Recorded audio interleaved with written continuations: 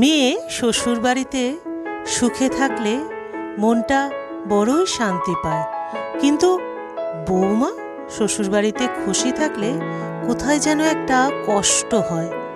জামাই মেয়ের সাহায্য করলে বলি কপাল গুনে এরকম একজন জামাই পেয়েছিলাম, কিন্তু ছেলে বৌমাকে সাহায্য করলে বলি ওটা তো একটা বইয়ের গোলাম। মেয়ে মেকআপ করলে মনে হয় আহা কি সুন্দর মুখ, একেবারে চাঁদ পানা। কিন্তু বৌমা সামান্য একটু সাজলে মনে হয় যত সব ঢং, ঢং দেখলে আর বাঁচি না। দ্বিতীয় গল্প। কিরে, এত বেলা হয়ে গেল, এখনো পড়ে পড়ে ঘুমাচ্ছিস? পড়তে যাবি না? উফ মা, এই ঠান্ডায় জমে যাচ্ছি পুরো। বাড়ি থেকে কি করে বেরোই বলো? ও আচ্ছা, তাহলে স্যারের ব্যাচের পিকনিকটাও যাস না? যা, তাই বললে হয়?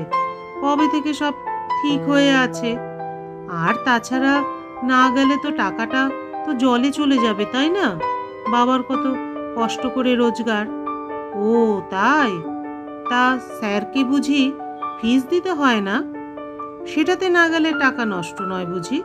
নাকি পিকনিকে না গেলে বিশেষ কোনো বন্ধুর সাথে দেখা হবে না, সেটার চিন্তা তোর?